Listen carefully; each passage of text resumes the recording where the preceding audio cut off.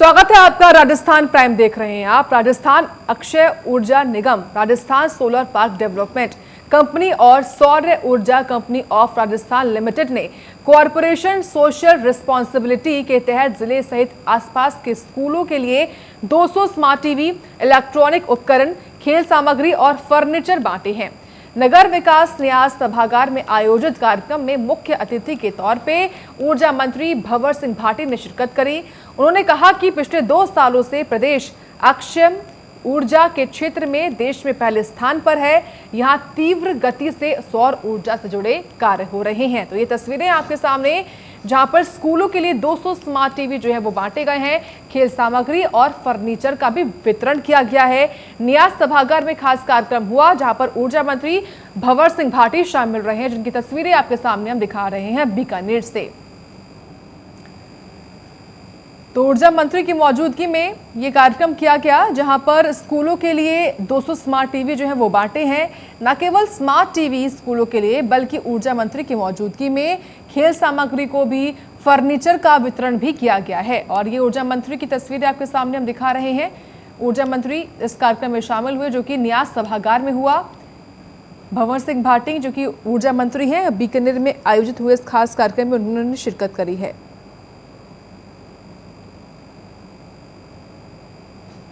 आज देश में पहले नंबर पर सौर ऊर्जा के, अक्षय ऊर्जा के उत्पादन में प्रथम स्थान पर राजस्थान पिछले 2 सालों से है। और राजस्थान में जो यहाँ का मौसम है, यहाँ की जो भौगोलिक परिस्थितियाँ हैं, भूमि की उपलब्धता है, और सबसे ज़्यादा बड़ा जो कारण है सोलर के क्षेत्र में राजस्थान आगे बढ़ने का, वो है राजस्थान सरकार के माननीय मुख्यमंत्री अशोक गहलोत जी की ऐसी तमाम योजनाएं जो सोलर के क्षेत्र में इन्वेस्टर्स को राजस्थान आने के लिए प्रेरित करती है। राजस्थान अक्षय ऊर्जा नीति 2000 एवं हाइब्रिड नीति 2019 में बहुत सारे ऐसे प्रावधान किए गए हैं, जिसमें कि यहाँ जो लोग सोलर के क्षेत्र में डेवलपमेंट करना चाहते हैं, जो अपने प्लांट लगाना चाहते हैं, उनको सुविधाएं दी गई है। और यहाँ का लॉ एंड ऑर्डर की स्थिति अच्छी है, सरकार के द्वारा पूरा सपोर्ट किया जाता है। कि वही कारण है कि आज अक्षय ऊर्जा के क्षेत्र में हम देश में पहले नंबर पर। राजस्थान अक्षय ऊर्जा निगम के द्वारा समय समय पर CSR मद के तहत, सामाजिक उत्तरदायित्वों के तहत अलग अलग कार्य किए जाते हैं। आज की यदि हम बात करें तो बीकानेर ज़िले के, जैसलमेर ज़िले के काफ़ी गांव में वहाँ के विद्यार्थियों को फर्नीचर उपलब्ध करवाना, स्मार्ट टीवी उपलब्ध करवाना, और भी जो संसाधन शिक्षा के क्षेत्र में, क्योंकि मुख्यमंत्री जी का जो विज़न है कि राजस्थान शिक्षा के क्षेत्र में आगे बढ़ना चाहिए, तो अक्षय ऊर्जा निगम ने उसी थीम के आधार पर इस बार हमारे बीकानेर जिले की सेवड़ा ग्राम पंचायत में, जो जैसलमेर जिले की 1-2 पंचायतों में और दर्जनों स्कूलों में ये सामग्री, लाखों रुपए की लागत से ये सामग्री आज रवाना की गई है। और इस अवसर पर अक्षय ऊर्जा निगम के हमारे MD साहब ढाका जी उपस्थित रहेंगे, हमारे कलेक्टर साहब भी उपस्थित हैं। राहुल गांधी को लेकर क्या कहना चाहेंगे? अभी जो देश में माहौल बन रहा है, इसी खबर पर और अधिक जानकारी हम लेंगे सुरेश जैन से। सुरेश, तस्वीरें हमारे सामने हैं। ऊर्जा मंत्री ने आज खेल सामग्री और फर्नीचर का वितरण किया है और इस खास कार्यक्रम में शामिल हुए। इस कार्यक्रम का उद्देश्य क्या रहा और क्या कुछ खास हुआ?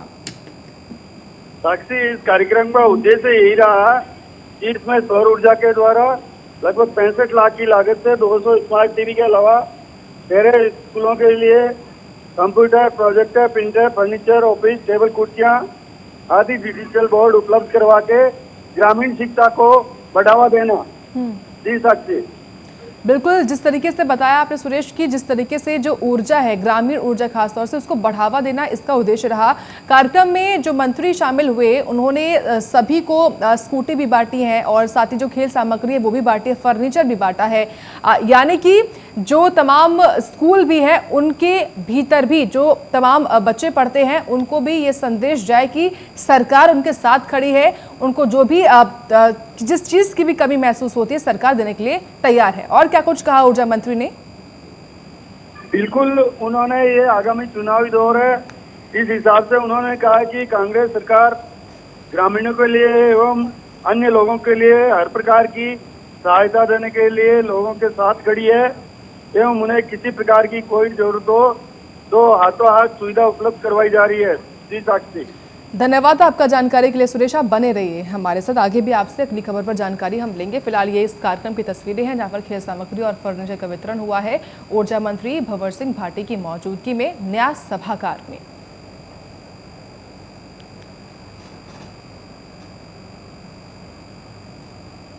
तो ऊर्जा मंत्री भंवर सिंह भाटी ने इस कार्यक्रम में पहुंचकर संबोधित भी किया, तमाम जानकारियां भी दी हैं और स्कूलों के लिए खासतौर से अपना समर्पण दिखाया है।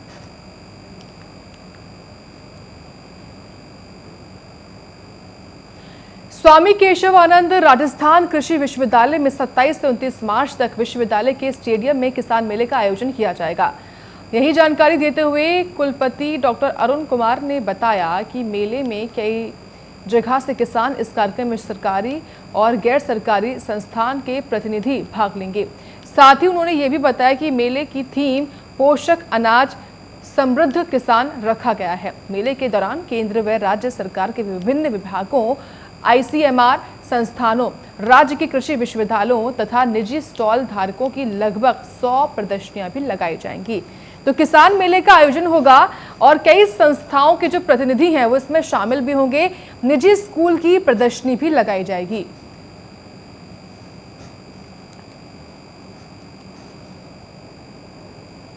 तो बीकानेर में किसान मेले का आयोजन होगा जिसको लेकर तैयारियां की जा रही है। कई संस्थाएं क्योंकि इसमें शामिल होंगी और इसमें न केवल संस्थाएं बल्कि निजी स्कूल की प्रदर्शनी भी लगने वाली है जिसको लेकर भव्य तैयारियां की जा रही हैं। किसानों को खासा इसमें बुलाया गया है और किसान मेले का ये आयोजन होगा बीकानेर में।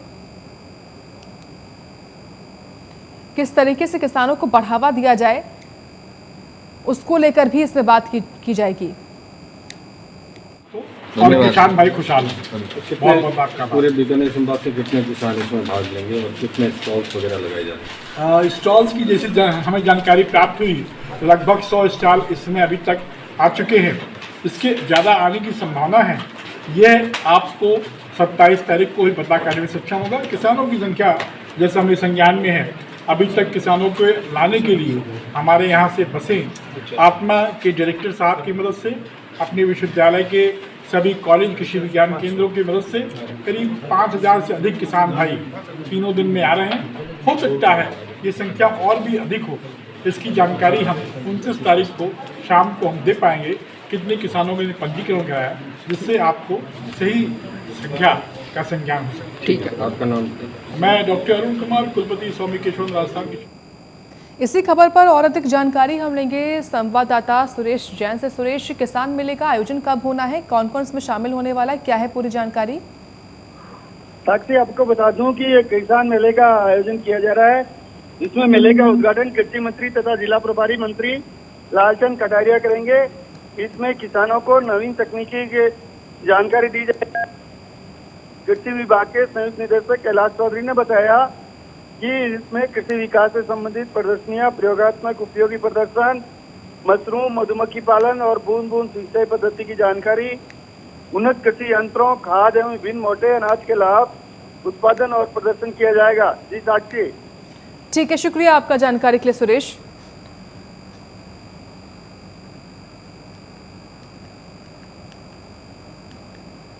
तो कई संस्थाओं के जो प्रतिनिधि हैं इसमें भाग लेने वाले हैं। तो किसान मेले का आयोजन जो है वो किया जाएगा, इसको लेकर तैयारियां शुरू हो चुकी हैं।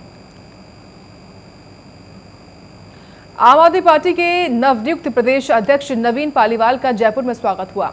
पालीवाल ने प्रेस कॉन्फ्रेंस करके बताया कि राष्ट्रीय नेतृत्व में एक छोटे से कार्यकर्ता पर विश्वास कर प्रदेश अध्यक्ष की जिम्मेदारी सौंपी है। वो इस जिम्मेदारी को तनमन से निभाएंगे और प्रदेश में आप पार्टी की प्रचंड बहुमत से सरकार बनाने के लिए संपूर्ण सहायता भी देंगे। तो देखिए, आम आदमी पार्टी के जो प्रदेश अध्यक्ष है वो बनाए गए और वो जयपुर पहुंचे। वहां पर कार्यकर्ताओं ने उनका भव्य स्वागत किया।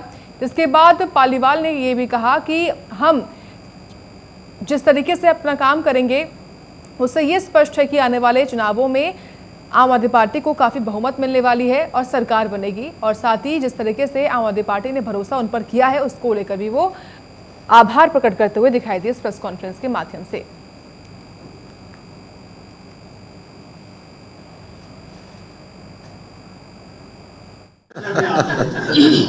मैं हमेशा हर मन से कहता हूँ कि भाजपा और कांग्रेस कचरों की हमें जरूरत नहीं है, इनको उसी में रहने दो, ये वहीं ठीक है। और आज इस देश में जो वर्तमान में जो परिस्थिति है, जो लोकतंत्र के जो हालात हैं, उससे लड़ने में नए लोगों की जरूरत है, नए जोश की जरूरत है, नए जुनून की जरूरत है, नई सोच की जरूरत है, और जिसके अंदर लड़ने की मादा। और मुझे बहुत खुशी है कि नवीन पालीवाल जी उस पे बिल्कुल फिट बैठे हैं। आगे बढ़ेंगे बात अब बारां की, जहां बारां जिले के मांगरोल उपखंड अधिकारी गोवर्धन लाल मीना और एसएचओ राम स्वरूप मीना ने अवैध खनन पर कार्रवाई को अंजाम दिया। उपखंड अधिकारी गोवर्धन लाल मीना ने बताया कि कई दिनों से अवैध खनन की शिकायतें मिल रही थी। इस पर जिला प्रशासन और पुलिस ने संयुक्त कार्रवाई करते हुए 6 बजरी और 3 पत्थरों से भरे ट्रैक्टर ट्रॉली को पकड़ा है। तो बारां में देखिए सफलता हाथ लगी है, क्योंकि पुलिस ने अवैध खनन पर बड़ी कार्रवाई करी है। अवैध खनन की शिकायतें लगातार पुलिस के पास आ रही थी, जिसके बाद पुलिस ने तत्परता दिखाते हुए कार्रवाई करी है और बजरी और पत्थरों से भरे हुए ट्रैक्टर, जो कि आपके टीवी स्क्रीन पर हम दिखा रहे हैं, इनको बरामद किया है। तो और इसके साथ साथ जहां जहां पर अवैध खनन हो रहा है उसको लेकर भी पुलिस ऐसी कार्रवाई करेगी, ये भी बताया गया है। तो बारां में बजरी और पत्थरों से भरे हुए ट्रैक्टर बरामद करे हैं पुलिस ने। अवैध खनन पर बड़ी कार्रवाई करी है बारां जिले की पुलिस ने। देखो, जो आज जो अवैध खनन के बारे में जो कार्रवाई की है, जिला कलेक्टर महोदय के आदेश के अनुसार 1 दिवसीय अभियान चलाया गया था। इसमें विभिन्न विभागों की अधिकारियों की टीम का गठन किया गया है। तो हमने 12 रोड और ये मुंडिया रोड और ये रामगढ़ रोड, तीनों रोडों से हमने 6 ट्रॉली रेत की और 3 ट्रॉली पत्थरों की अवैध खनन की रोकथाम करने के लिए रोकी है। जो पुलिस की जो रेजिडेंस क्वार्टर्स है वहाँ पर बड़ी कार्रवाई की। तो आपके साथ माइनिंग विभाग भी था सर? वो नहीं है, उनसे वो आज बात हुई है, तो अंता में जो कार्रवाई चल रही है वो वहाँ गए हुए हैं। वहाँ की कार्रवाई संपन्न होने के बाद वो यहाँ आएंगे। आपका शुभ नाम सर? जी, गोवर्धन लाल मीणा, उपखंड अधिकारी मांगरोल। राजस्थान में राइट टू हेल्थ बिल को लेकर विरोध हो रहा है। निजी अस्पतालों ने सरकारी योजनाओं में इलाज का बहिष्कार कर रखा है, जिससे अब निजी अस्पताल में आमजन को चिरंजीवी योजना का भी लाभ नहीं मिल रहा है।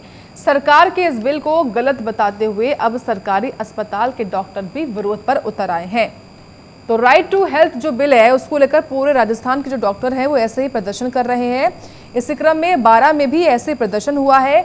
और क्योंकि अस्पतालों में चिकित्सक प्रदर्शन पर है, तो लाजमी है कि जब यहाँ पर मरीज पहुंच रहे होंगे उनको काफ़ी परेशानी हो रही होगी, क्योंकि अस्पतालों ने ही सरकारी योजनाओं का बहिष्कार करना भी शुरू कर दिया है। बड़े स्तर पर इस बिल का विरोध हो रहा है और परेशानी का जो सामना है वो मरीज कर रहे हैं। और आम जन को क्योंकि योजनाओं का लाभ नहीं मिल पा रहा है तो दिक्कतें लोगों को आ रही हैं। लेकिन राइट टू हेल्थ बिल जिसको लेकर जगह जगह ऐसे प्रदर्शन हो रहा है, बारां ही नहीं बल्कि पूरे राजस्थान भर में।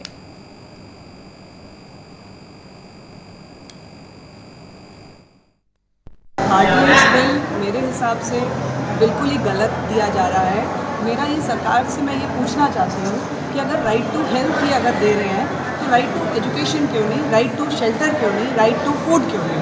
भाई हर आदमी कितने साल में कितनी बार बीमार पड़ेगा? 1 या 2 बार मुश्किल से।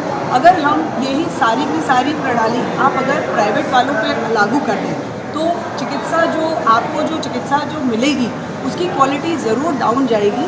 ये जो हमारी स्ट्राइक है, हम प्रजा का और हम अपनी जनता का नुकसान बिल्कुल नहीं करना चाह रहे हैं। हम तो उनको समझाना चाह रहे हैं कि वो भी हमारे साथ आए। ये उनके हित के लिए भी बात है कि अगर वो प्राइवेट में जाए तो उनका अधिकार है कि वो एक अच्छा सा ट्रीटमेंट पाएँ, जो कि अगर आरटीएच बिल आता है तो उसके दौरान हम ये पॉसिबल नहीं हो पाएगा।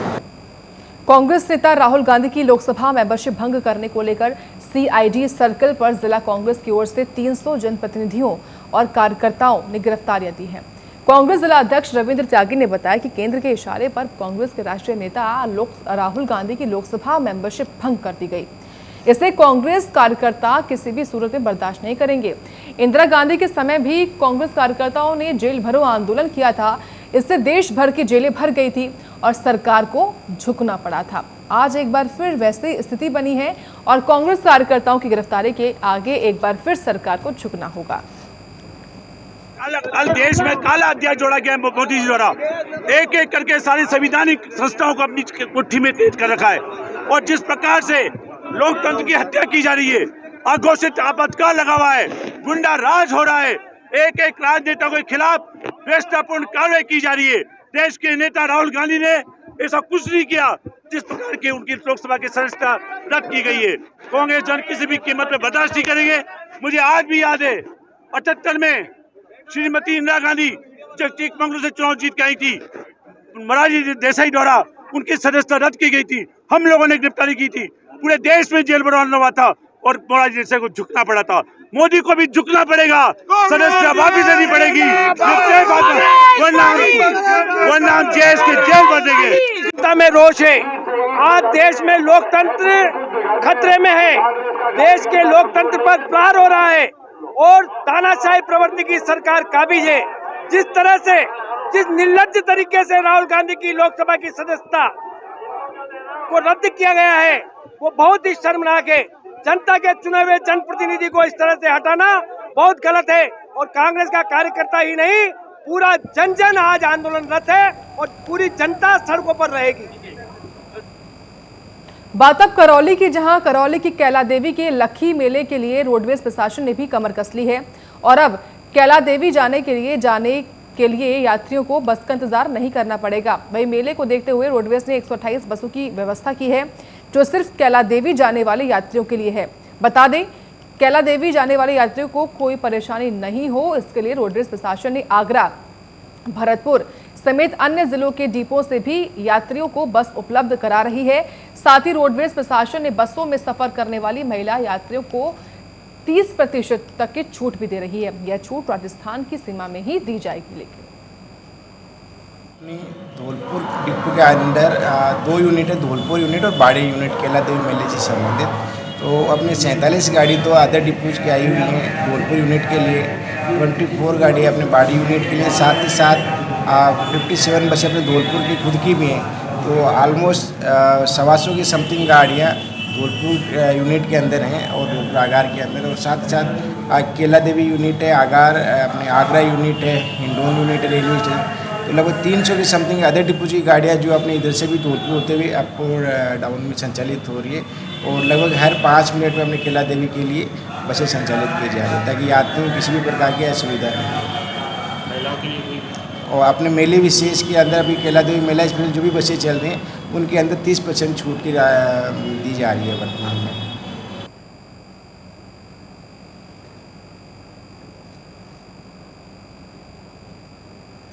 तो करौली की कैला देवी को लेकर ये जो खास तौर से व्यवस्थाएं हैं वो की जा रही है। जिस भी यात्री को, जिस भी भक्तगण को करौली की कैला देवी के दर्शन करने हैं तो वो जा सकते हैं, क्योंकि अब 128 बसें खास तौर से यहाँ पर व्यवस्थित की जाएंगी और ख़ास तौर से महिलाओं को अगर देखें तो महिलाओं के लिए 30% की छूट भी होगी, लेकिन केवल राजस्थान के ही भीतर।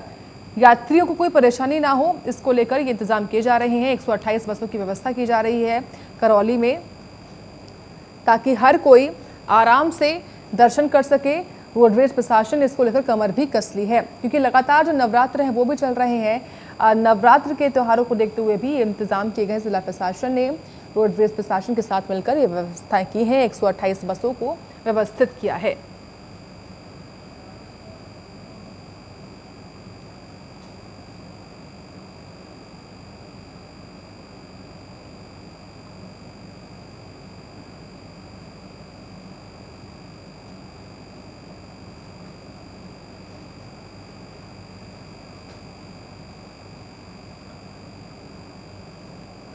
एक 128 बसों की व्यवस्था हुई है करौली में ताकि जो यात्री हैं वो आराम से दर्शन कर सकें,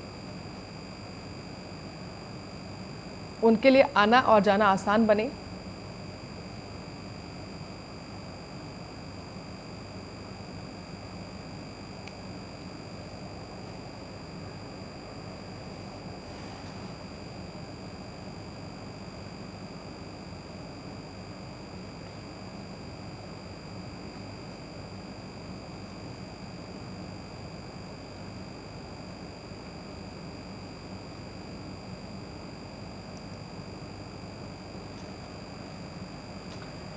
तो करौली में 128 बसों की व्यवस्था की है राजस्थान परिवहन निगम ने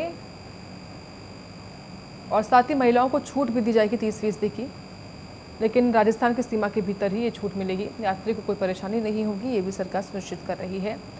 ताकि हर जो यात्री है वो सावधानी के साथ और इंतजामों के साथ दर्शन कर सके।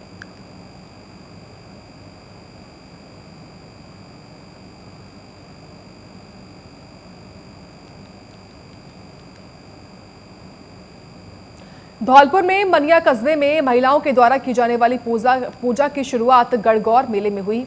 बता दें आपको कि ये पूजा गणगौर मेले में महिलाएं बड़ी धूमधाम से मनाती हैं। ये मेला चैत्र शुक्ल के तृतीय की मनाई जाती है। साथ ही इस मेले में विशाल शोभा यात्रा भी निकाली जाती है। इस शोभा यात्रा में राजस्थान, उत्तर प्रदेश, मध्य प्रदेश और केरल से आई झांकियां भी शामिल रहती हैं। साथ ही शोभा यात्रा में करीब 3 दर्जन झांकियां और करीब 15 बैंड बाजे शामिल हैं। वही मेले और शोभा यात्रा को लेकर पुलिस प्रशासन ने इंतजाम पूरे किए हैं।